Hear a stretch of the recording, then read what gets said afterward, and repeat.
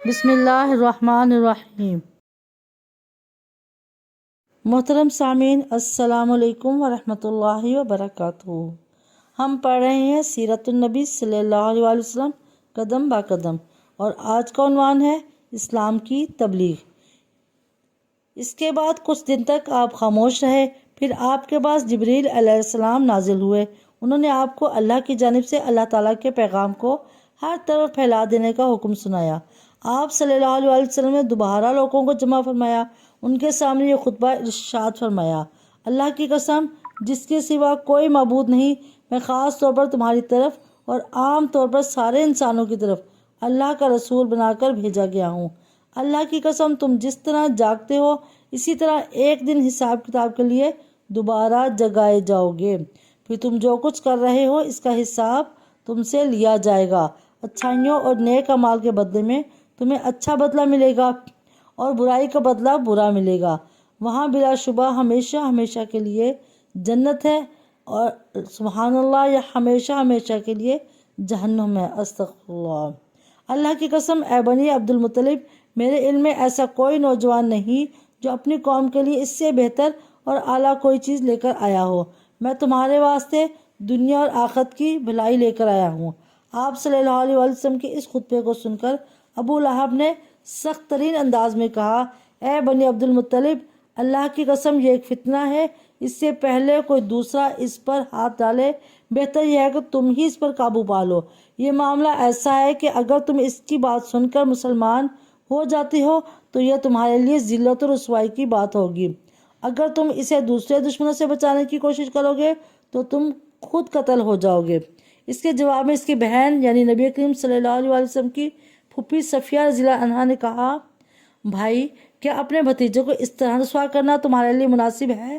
اور پھر اللہ کی قسم بڑے بڑے عالم یہ خبریں دیتے آ رہے ہیں کہ عبد المطلب کے خاندان میں سے ایک نبی ظاہر ہونے والا ہے، لہٰذا میں تو کہتی ہوں یہی وہ نبی ہیں۔ ابو لہب کو یہ سن کر غصہ آیا، بولا: اللہ کی قسم یہ بالکل بکواس اور گھروں میں بیٹھنے والی عورتوں کی باتیں ہیں۔ جب قریش کے خاندان ہم پر چڑھائی کر کے آئیں گے اور سارے عرب ان کا ساتھ دیں گے تو ان کے مقابلے میں ہماری کیا چلے گی؟ خدا کی قسم ان کے لیے ہم ایک تیرنے والے کی حیثیت ہوں گے۔ اس پر ابو طالب بول اٹھے: اللہ کی قسم جب تک ہماری جان میں جان ہے ہم ان کی حفاظت کریں گے۔ اب نبی کریم صلی اللہ علیہ وسلم صفا پہاڑی پر چڑھ گئے اور تمام قریش کو اسلام کی دعوت دی۔ ان سب نے فرمایا: اے قریش، اگر میں تم سے یہ کہوں کہ اس پہاڑ کے پیچھے سے ایک لشکر آ رہا ہے اور وہ تم پر حملہ کرنا چاہتا ہے تو کیا تم مجھے جھوٹا خیال کرو گے؟ سب نے ایک زبان ہو کر کہا: نہیں، اس لیے کہ ہم نے آپ کو آج تک جھوٹ بولتے ہوئے نہیں سنا۔ اب آپ نے فرمایا: اے گروہ قریش، اپنی جانوں کو جہنم سے بچاؤ، اس لیے کہ میں اللہ تعالیٰ کے ہاں تمہارے لیے کچھ کر سکوں گا۔ میں تمہیں اس زبردست عذاب سے صاف ڈرا رہا ہوں جو سامنے ہے۔ میں تم لوگوں کو 2 کلمے کہنے کی دعوت دیتا ہوں جو زبان سے کہنے میں بہت ہلکی ہیں لیکن ترازو میں بے حد وزنی ہے۔ ایک اس بات کی گواہی کہ اللہ کے سوا کوئی معبود نہیں، کوئی عبادت کے لائق نہیں، دوسرے یہ کہ میں اللہ کا رسول ہوں۔ اب تم میں سے کون ہے جو میری اس بات کو قبول کرتا ہے؟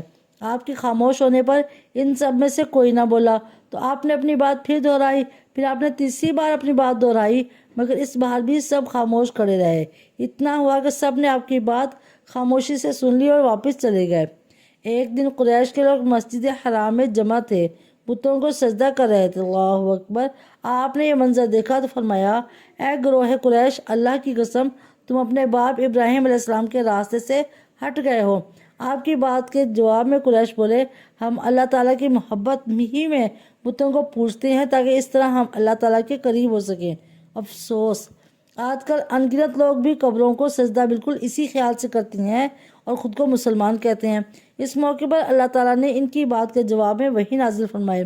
ترجمہ: آپ فرما دیجئے اگر تم اللہ تعالیٰ سے محبت رکھتے ہو تو میری پیروی کرو، اللہ تعالیٰ تم سے محبت کرنے لگیں گے اور تمہارے سب گناہوں کو معاف کر دیں گے۔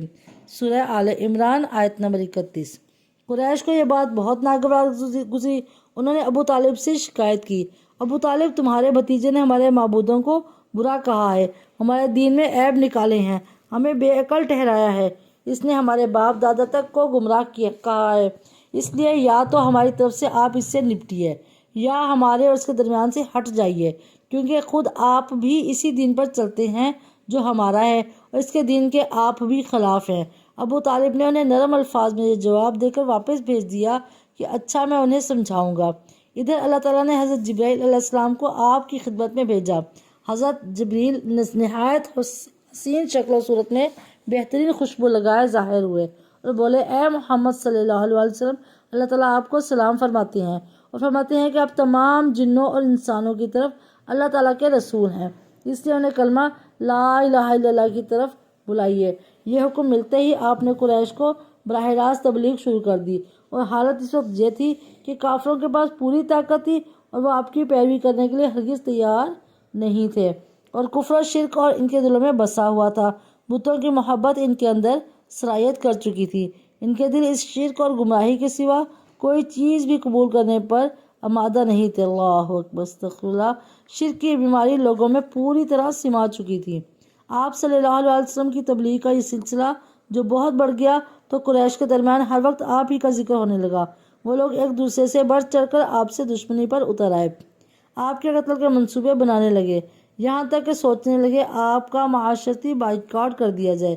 لیکن یہ لوگ پہلے ایک بار پھر ابو طالب کے پاس گئے اور ان سے بولے، ابو طالب، ہمارے درمیان آپ بڑے قابل عزت دار اور بلند مرتبے والے آدمی ہیں۔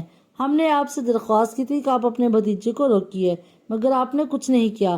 ہم لوگ یہ بات برداشت نہیں کر سکتے کہ ہمارے معبودوں کو اور باپ داداؤں کو برا کہا جائے، ہمیں بے عقل کہا جائے۔ آپ انہیں سمجھا لیں، ورنہ ہم آپ سے اور ان سے اس وقت تک مقابلہ کریں گے جب تک کہ دونوں فریقوں میں سے ایک ختم نہ ہو جائے۔ اللہم صلی علی محمد وعلی آل محمد کما صلیت علی ابراہیم وعلی آل ابراہیم انک حمید مجید۔ اللہم بارک علی محمد وعلی آل محمد کما بارکت علی ابراہیم وعلی آل ابراہیم انک حمید مجید۔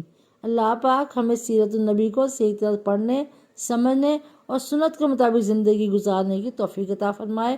عشق الہی اور عشق رسول کو ہماری زندگی کا مقصد بنا دے اور ہماری زندگیاں ہمارے نسلوں کے لیے ایک نمونہ بن جائیں۔